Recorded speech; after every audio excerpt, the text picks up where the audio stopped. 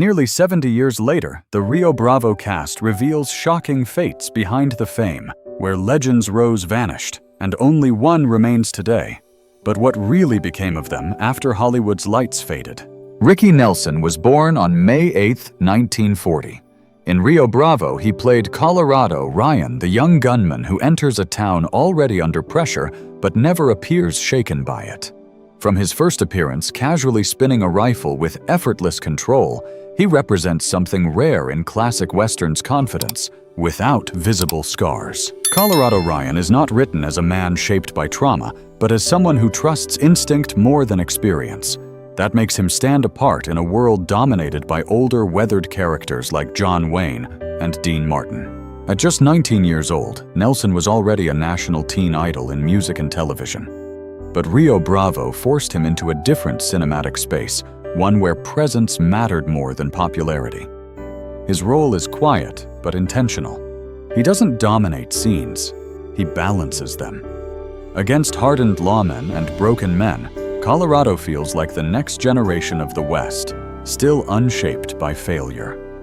Off-screen, Nelson's life carried both privilege and pressure. Fame arrived early, and expectations never eased. He built a family, continued his music career, and tried to separate identity from image, but Hollywood rarely allowed that separation. By 2026, his legacy is remembered as both brilliant and fragile a life, where talent was never in question, but stability always was. On December 31, 1985, Ricky Nelson died in a plane crash at 45, ending a career that still felt unfinished. In Rio Bravo, however, he remains frozen as Colorado Ryan, a young man moving through danger with calm precision, as if the world has not yet taught him fear. That contrast is what makes his presence unforgettable innocence standing quietly inside a world built on survival. Dean Martin was born on June 7, 1917. In Rio Bravo, he played Dude, a former deputy sheriff whose life has collapsed under alcoholism and self-doubt. When the film begins, Dude is almost unrecognizable, shaking hands, lowered gaze, and a man who has stopped believing in his own usefulness. Unlike traditional Western heroes, he is not introduced through strength, but through failure. At 42 during filming, Martin was already a massive entertainment figure, known for his effortless charm and musical success. But Rio Bravo stripped that image away. Dude's arc is not about heroism. In the traditional sense, it is about recovery under observation. Sheriff Chance refuses to replace him instead, forcing him to rebuild himself step by step. That decision becomes the emotional backbone of the film.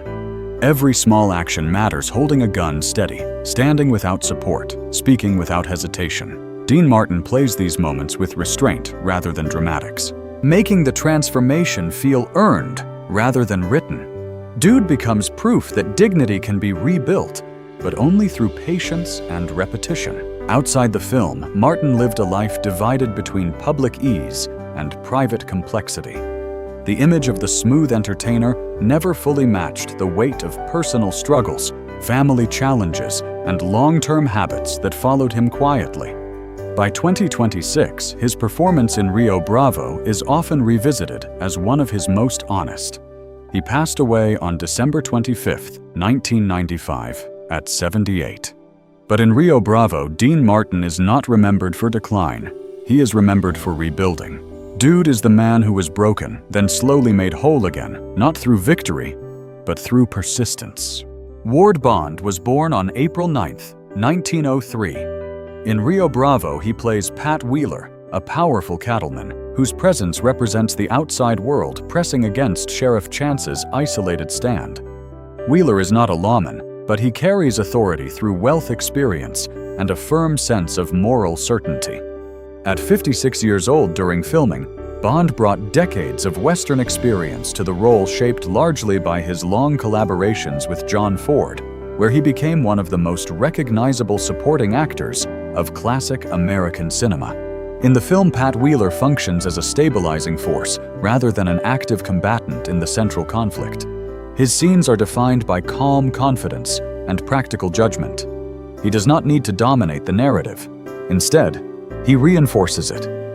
Wheeler's strength comes from certainty he understands his place in the world and acts without hesitation or doubt. This makes him a grounding presence in contrast to the tension inside the jail, where Sheriff Chance must operate under constant pressure and limited support. Wheeler also represents the broader social and economic structure beyond the immediate conflict. He is the world outside the jail. Land, money, and influence, reminding the audience that the stakes extend beyond law enforcement and personal loyalty. His presence adds depth to the film's tension without requiring direct confrontation. Off-screen, Ward Bond was a product of the studio system, valued for consistency and reliability as much as charisma. By 2026, he is remembered as one of the key supporting figures who helped define the Western genre. He died suddenly on November 5, 1960, at age 57. In Rio Bravo, Pat Wheeler becomes a final reflection of Bond's screen identity, steady, certain, and unshaken in a world built on instability.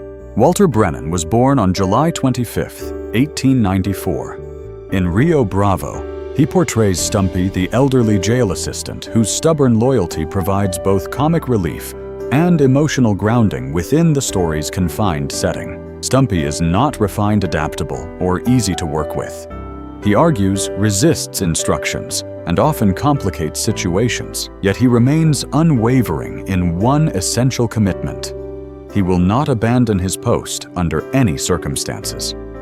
At 65 years old during filming, Brennan was already one of Hollywood's most decorated character actors, but in this role he deliberately strips away any sense of prestige, leaning instead into a rough, lived-in authenticity. Stumpy's identity is built on routine pride and attachment rather than heroism or transformation. His refusal to leave the jail is not based on logic or strategy, but on emotional attachment to place and purpose. To abandon the jail would mean erasing the only structure that gives his life meaning. Within the film's broader narrative, Stumpy functions as a symbol of persistence without change. Unlike characters such as Dude, who undergo clear personal transformation, Stumpy remains fundamentally the same enduring pressure without altering his core identity. This makes him essential to the emotional balance of the film. He introduces friction humor and unpredictability inside an otherwise tense and controlled environment, while also reinforcing the idea that endurance does not always require evolution. Sometimes, it simply requires staying where you are, no matter the cost. Off-screen, Brennan's career reflected an earlier Hollywood tradition where character actors achieved lasting recognition through consistency and repetition across roles. By 2026, he is remembered as a benchmark of supporting performance excellence. He died on September 21, 1974, at age 80 from emphysema. In Rio Bravo, Stumpy endures as a stubborn, unshakable presence, argumentative, difficult, but ultimately defined by unwavering loyalty. John Russell was born on January 3, 1921. In Rio Bravo, he plays Nathan Burdett, a composed and calculating antagonist whose threat emerges less from volatility than from control. Unlike more expressive villains common in Western cinema, Burdett does not rely on anger or chaos. Instead, he operates with patience, restraint, and a quiet confidence that time itself will erode his opponent's resolve. This makes him particularly unsettling, as his danger is structural rather than emotional. At 38 years old during filming, Russell was already familiar with Western roles often cast as authoritative or adversarial figures. In Rio Bravo, he refines that screen identity into something colder and more deliberate. Nathan Burdett does not need constant presence to influence the story. His absence is as important as his appearance. The knowledge that he is waiting, watching, and calculating applies pressure to every decision made inside the town, especially within the confined space of the jail. His conflict with Sheriff Chance is therefore not framed as direct confrontation, but as endurance under psychological strain. Where Chance embodies discipline under pressure, Burdett represents the belief that discipline will eventually fracture. That ideological opposition gives the film its slow-burning tension, transforming it from a simple law versus outlaw narrative into a study of sustained resistance. Off-screen, John Russell maintained a steady career across Western film and television, contributing to the genre's long-term stability rather than its headline moments. By 2026, he is often remembered as part of the genre's essential working foundation actors, whose presence sustained the Western's popularity across decades. He died in 1991 at 70 from complications related to emphysema. In Rio Bravo, Nathan Burdett endures as a quiet, patient threat and antagonist who proves that power in the Western world does not always need noise, only time. Angie Dickinson was born on September 30th, 1931. In Rio Bravo, 1959, she played Feathers, a sharp, self-possessed woman who enters the story with confidence that immediately disrupts the masculine rhythm of the town. Feathers is not introduced as someone who needs protection or approval. Instead, she observes the world with a calm intelligence, quickly recognizing weakness, tension, and deception, where others overlook it. At 28 years old, during filming, Dickinson was still early in her Hollywood career. But Rio Bravo became the defining breakthrough that positioned her as more than just a rising actress. Feathers is written with a subtle but important independence. She challenges assumptions without raising her voice, and she refuses to be intimidated by authority figures like Sheriff Chance or the men surrounding him. In a Western landscape dominated by male codes of honor and violence, her presence introduces a different kind of strength, emotional control, and psychological awareness. What makes Feathers especially memorable is that she does not exist as decoration or romance alone. She actively participates in the tension of the story, often responding with wit instead of fear. Her interactions with Dean Martin's dude also reveal a quieter layer of the film human connection, formed not through dominance, but through mutual recognition of imperfection. Off-screen, Dickinson built a long and influential career in both film and television. By 2026, at 94 years old, she remains one of the last living links to the golden era of classic Hollywood westerns. Her later success in Policewoman expanded her legacy, but Feathers remains her most iconic early role. In Rio Bravo, Angie Dickinson represents something forward-looking, a shift in how women exist within genre storytelling, not as background figures, but as intelligent forces within the narrative itself. Feathers does not ask for space in the story. She simply occupies it fully and confidently. Pedro Gonzalez was born on May 24, 1925. In Rio Bravo, he played Carlos Rabante, a character defined not by combat or authority, but by human anxiety and quiet determination. Carlos is often placed at the edge of danger, reacting to situations rather than controlling them, which gives him a grounded realism within the film's larger mythic structure. At 34, during filming, Gonzalez had already built a steady career working frequently in westerns, particularly alongside John Wayne. His screen presence was distinct, warm, expressive, and emotionally accessible. In Rio Bravo, Carlos represents the ordinary person caught inside extraordinary circumstances. While other characters embody control or authority, Carlos embodies uncertainty. His reactions throughout the film provide emotional contrast. Where figures like Sheriff Chance remain composed, Carlos often reflects fear, hesitation, and nervous calculation. That contrast is essential because it anchors the story in realism. Without characters like him, the film would become purely mythic. With him, it remains human. Off-screen, Gonzalez maintained a long career in Hollywood, often advocating for greater visibility of Latino actors in American cinema.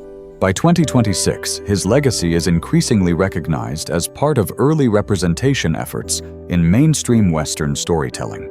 He passed away on February 6, 2006, at the age of 80. But in Rio Bravo, Carlos Rabante remains one of the most relatable presences in the film, the man who is not fearless, but still shows up. And in the world of Rio Bravo, that act alone becomes a form of courage. Claude Akins was born on May 25, 1926. In Rio Bravo, he portrays Joe Burdett, a volatile prisoner whose arrogance and lack of restraint serve as the immediate catalyst for much of the film's internal conflict. Unlike his brother Nathan, Joe is not defined by calculation or long-term strategy. He is impulsive, physically aggressive, and emotionally unfiltered, embodying instability within the otherwise controlled environment of the jail. At 33 years old during filming, Akins was building a reputation in westerns and television dramas as a powerful character actor capable of projecting intensity through physical presence rather than dialogue alone. Joe Burdett functions as a narrative disruptor. His belief in inherited authority rooted in wealth and family influence creates a dangerous disconnect between self-perception and reality. He assumes dominance is automatic, and that assumption directly fuels his confrontations with Sheriff Chance and the jail's small defending group. Unlike external pressure applied gradually by Nathan Burdett, Joe introduces volatility into the confined space, forcing characters like Dude and Stumpy to respond to immediate emotional and physical threat rather than abstract tension.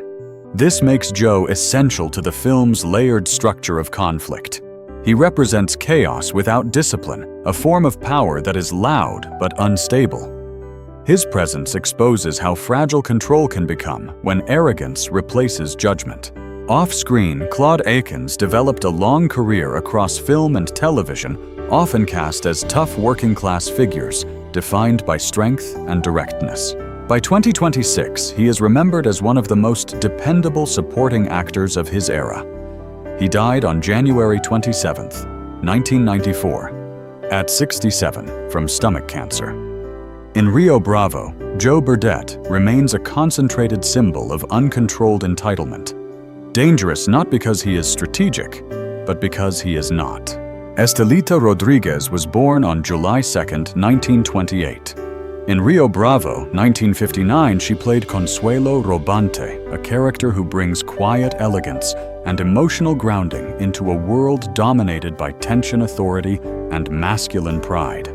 Unlike the gunfighters and lawmen who define most of the film's energy, Consuelo exists in a different emotional register, one shaped by awareness rather than confrontation. From the moment she appears, there is a subtle shift in atmosphere, as if the intensity of the jailhouse world briefly pauses to acknowledge a different kind of strength.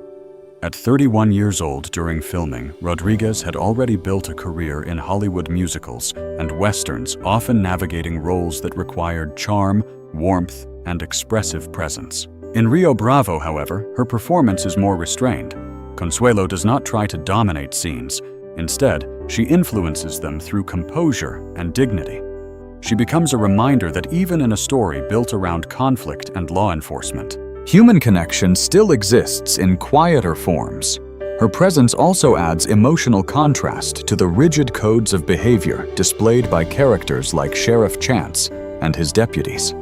While they operate under duty and pressure, Consuelo represents empathy and emotional intelligence qualities that are often overlooked in traditional Western narratives. Off-screen, Estellita Rodriguez's career reflected both opportunity and limitation within Hollywood's studio system for Latina actresses of her era.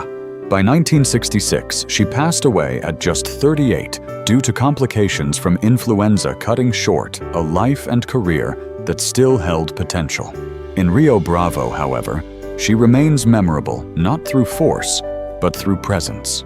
John Wayne was born on May 26, 1907. In Rio Bravo, he plays Sheriff John T. Chance, the moral and operational center of the narrative, a man defined by responsibility under isolation. Chance is not characterized by emotional volatility or theatrical heroism. Instead, he is deliberate, controlled, and fully aware of the limitations imposed on him.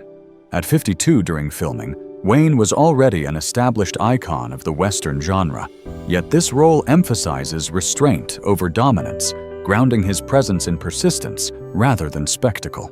Chance's leadership is defined by construction under pressure. Facing overwhelming external threat and minimal internal resources, he forms a small improvised unit consisting of Dude Stumpy and Colorado Ryan. This group is not built on ideal conditions, but necessity, reinforcing the film's central idea that order must often be maintained in imperfect circumstances. His authority does not come from force alone, but from consistency. He continues acting when retreat would be easier. The structure of the film turns chance into a study of endurance. Each decision reinforces the idea that leadership is not about control over outcomes, but about refusing to abandon responsibility when outcomes are uncertain. Off-screen, John Wayne's career shaped American cinematic identity for decades, making him one of Hollywood's most influential figures. He died in 1979 at age 72 after a prolonged illness. In Rio Bravo, Sheriff Chance remains a figure of quiet persistence, standing firm, not because victory is guaranteed, but because abandonment is not an option. If this journey through Rio Bravo and its unforgettable cast moved, you don't forget to like, subscribe, and hit the notification bell so you never miss more deep dives into Hollywood's greatest legends. Because stories like this deserve to be remembered. In the end, Rio Bravo isn't just about lawmen and outlaws. It's about loyalty, endurance, and standing your ground when everything around you is falling apart. Its legacy reminds us that true strength is quiet, responsibility is costly, and some legends never truly fade. They simply echo through time.